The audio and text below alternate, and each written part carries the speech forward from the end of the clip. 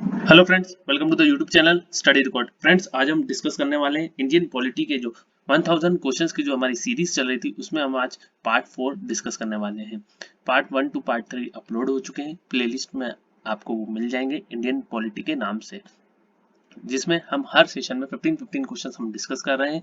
1000 series चल रही है। RRB NTPC, RRB group D और एसएससी के जो भी एग्जाम होते हैं, उसमें जो भी इंडियन पॉलिटी से क्वेश्चन पूछे जाएंगे वो सब इसमें कवर हो रहे हैं। तो मेरी आप सबसे रिक्वेस्ट है कि आप चैनल को सब्सक्राइब जरूर कर लीजिए और इस तरीके से बेल आइकन को जरूर हिट कर दे, जिससे मैं जो भी वीडियो अपलोड करूंगा तो उसका नोटिफिकेशन आप तक पहुंच जाएगा।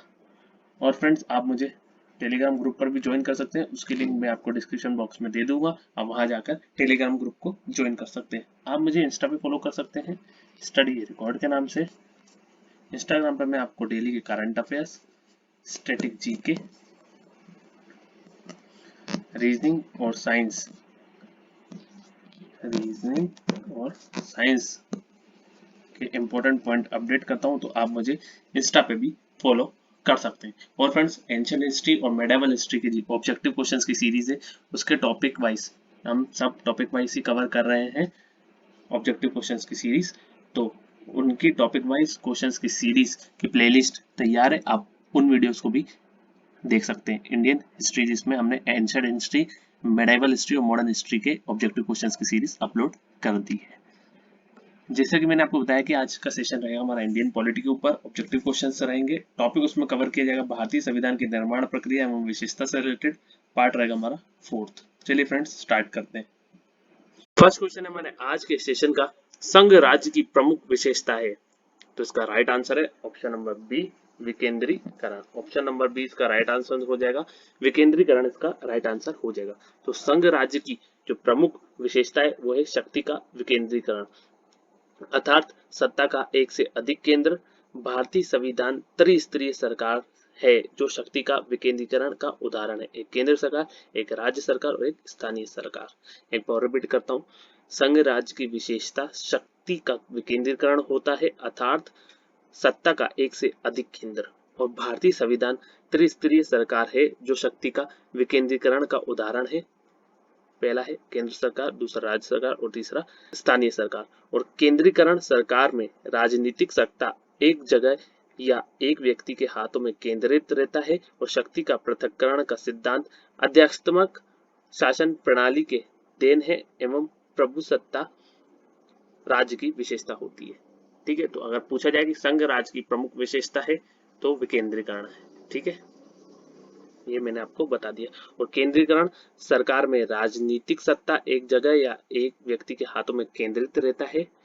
शक्ति का पृथक्करण, जो ऑप्शन नंबर डी में दिया गया है, का सिद्धांत अध्यात्मक शासन प्रणाली के देन है। और जो ऑप्शन नंबर सी में दिया है, प्रभुसत्ता राज्य की विशेषता है। ठीक है, और संघ राज्य की प्रमुख विशेषता क्या है? विकेंद्रीकरण। आई होप आपको अब क्लियर हो गया होगा। नेक्स्ट क्वेश्चन है, हमारे राष्ट्रीय ध्वज में स्थित एक चक्र किस बात का प्रतिनिधित्व करता है? तो फ्रेंड्स, ये आप सभी को पता होगा, विकास। ऑप्शन नंबर डी इसका राइट आंसर हो जाएगा, विकास इसका राइट आंसर हो जाएगा। तो राष्ट्रीय ध्वज का चक्र विकास का प्रतीक है, जो प्रगति को दिखलाता है। किसको दिखलाता है? प्रगति को दिखलाता है, जिसमें 24 चक्र है और उसका रंग नेवी ब्लू है। और यह सारनाथ का अशोक स्तंभ से लिया गया है, और जबकि मूल स्तंभ में चक्र की संख्या 32 है। ठीक है, तो मूल स्तंभ में चक्र की संख्या पूछी जाए तो 32 है। ठीक है, ये आपको याद रखना है। चलिए नेक्स्ट क्वेश्चन डिस्कस करते हैं। नेक्स्ट क्वेश्चन है, मसौदा आयोग ने भारतीय संविधान को किस भाषा में लिखा था? तो मसौदा आयोग था जिसने भारतीय संविधान को अंग्रेजी में लिखा था। तो ये आपको याद रखना है। कौन सी भाषा में लिखा था? अंग्रेजी। ऑप्शन नंबर ए इसका राइट आंसर हो जाएगा।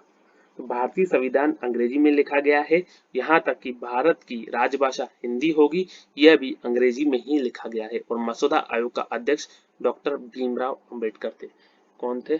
डॉक्टर भीमराव अंबेडकर।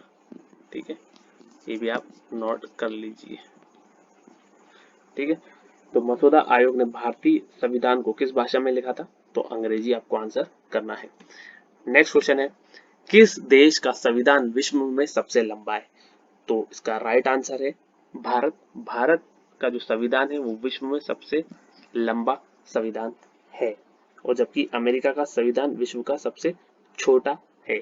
तो अमेरिका का सबसे छोटा है, ठीक है, अमेरिका का संविधान जो है वो विश्व में सबसे छोटा है, ठीक है।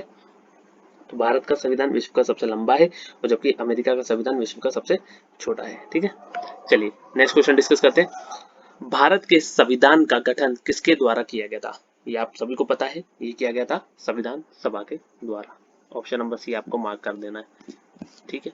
ऑप्शन नंबर सी इसका राइट आंसर हो जाएगा। तो भारत के संविधान का निर्माण संविधान सभा के द्वारा 2 वर्ष 11 माह और 18 दिन में किया गया, ठीक है। कितना टाइम पीरियड लगा था? 2 ईयर 11 मंथ, ठीक है, और 18 डेज। हिंदी में मैं आपको बता देता हूँ, 2 वर्ष 11 माह 18 दिन, ठीक है। तो ये आप नोट कर लीजिए, इंपॉर्टेंट है, पूछा जाता है। नेक्स्ट क्वेश्चन है, भारत का संविधान दिवस कब आता है? ये सब आपको पता ही होगा, 26 नवंबर। 26 नवंबर इसका राइट आंसर हो जाएगा। तो 26 नवंबर को संविधान दिवस के रूप में मनाया जाता है, ठीक है। तो भारत का संविधान दिवस कब मनाया जाता है? तो 26 नवंबर को मनाया जाता है, और 26 नवंबर 1949 को ही संविधान सभा ने संविधान का निर्माण पूरा किया था, और जबकि 15 अगस्त को स्वतंत्रता दिवस के रूप में मनाया जाता है। ये तो आप जानते हैं कि 15 अगस्त को स्वतंत्रता दिवस के रूप में मनाया जाता है, लेकिन 26 नवंबर को हम संविधान दिवस मनाते हैं, क्योंकि 26 नवंबर 1949 को ही संविधान सभा ने संविधान का निर्माण पूरा किया था, ठीक है। तो ये आपको याद रखना है। नेक्स्ट क्वेश्चन है, संविधान का निर्माण करने वाला प्रथम देश कौन सा है? तो संविधान का जो निर्माण करने वाला प्रथम देश है वो है अमेरिका, यूएसए, संयुक्त राज्य अमेरिका। तो आधुनिक विश्व का प्रथम संविधान संयुक्त राज्य अमेरिका के द्वारा तैयार किया गया, जिसे 4 मार्च 1789 को लागू किया गया था। कब किया गया था? 4 मार्च 1789, ठीक है। ये डेट आपको याद रखनी है, 1789 आपको याद रखना है, को लागू किया गया था, और निर्माण 19 सितंबर 1787 को प्रारंभ हुआ था। तो निर्माण कब प्रारंभ हुआ था? 1787 में निर्माण प्रारंभ हुआ, ठीक है, और लागू कब किया गया? तो 1789, ठीक है। तो 1789 आपको याद रखना है, अगर पूछा भी जाएगा तो लागू का ही पूछा जाएगा, ठीक है। चलिए नेक्स्ट क्वेश्चन डिस्कस करते हैं। भारतीय संविधान कितने शब्दों से बना है? ठीक है, भारतीय संविधान कितने शब्दों से बना है? तो इसका राइट आंसर है 1,45,000, ठीक है। तो ऑप्शन नंबर डी इसका राइट आंसर हो जाएगा। तो भारतीय संविधान में लगभग 1,45,000 शब्द हैं, और 395 अनुच्छेद, 22 भाग, 395 अनुच्छेद, 395, 22 भाग और 8 अनुसूची मूल संविधान में थे, ठीक है।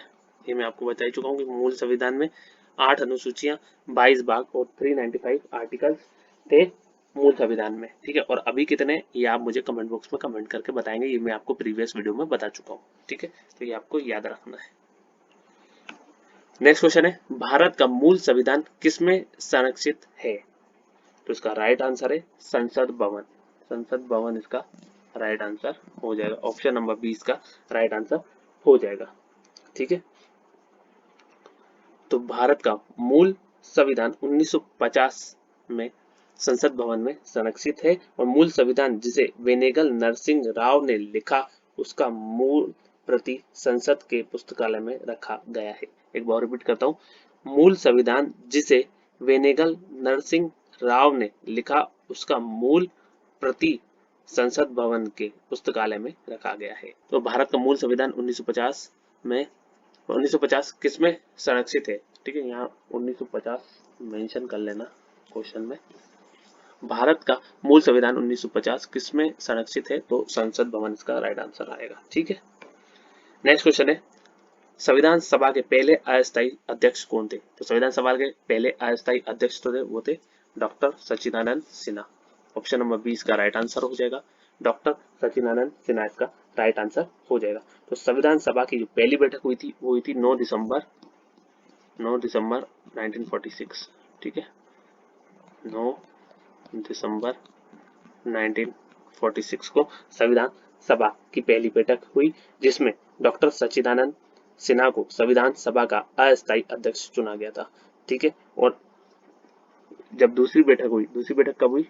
11 दिसंबर 1946 को, ठीक है। और उसमें संविधान सभा के स्थायी अध्यक्ष चुने गए। कौन चुने गए थे? तो राजेंद्र प्रसाद। तो ये भी क्वेश्चन बनता है।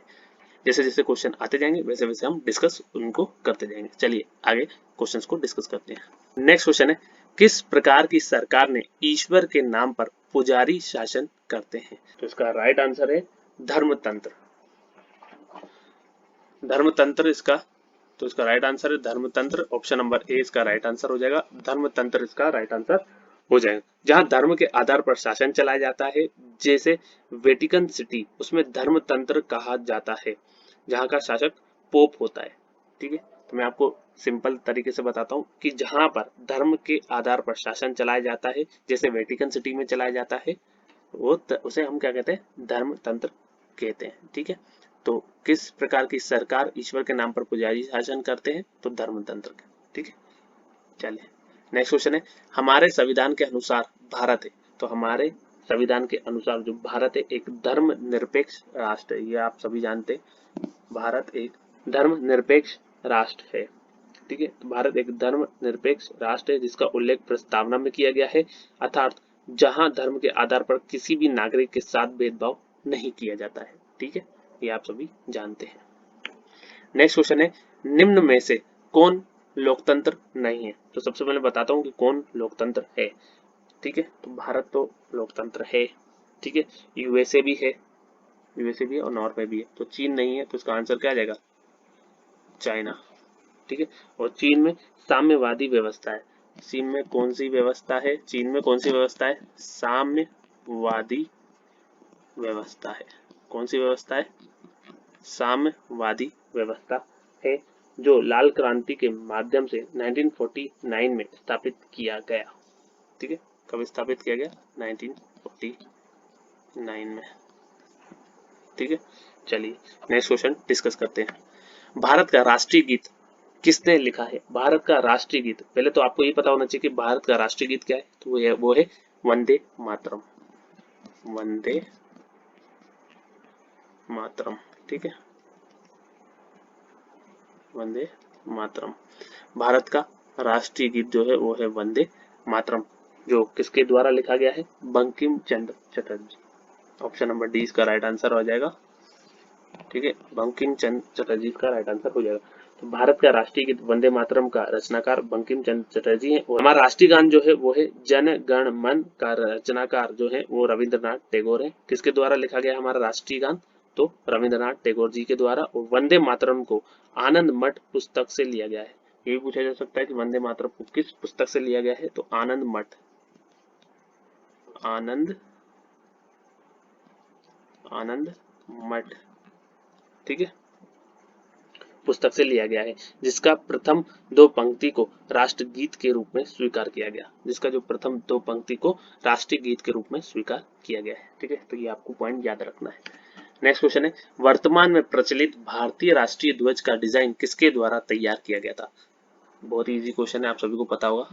पिंगली वेंकैया, पिंगली वेंकैया इसका राइट आंसर हो जाएगा। तो राष्ट्रीय ध्वज का डिजाइन पिंगली वेंकैया के द्वारा तैयार किया गया, जबकि मैडम भीखा जी कामा ने पहली बार 21 अगस्त 1907 को अंतर्राष्ट्रीय समाजवादी सम्मेलन स्टुअर्ट में पहली बार भारतीय झंडा को तैयार किया। और झंडा समिति का अध्यक्ष मैं आपको बता चुका हूँ JV कृपलानी थे, ठीक है। लेकिन राष्ट्रीय ध्वज वर्तमान में प्रचलित जो भारतीय राष्ट्रीय ध्वज का डिजाइन है वो किसके द्वारा तैयार किया गया था? तो पिंगली वेंकैया आपको आंसर करना है, ठीक है।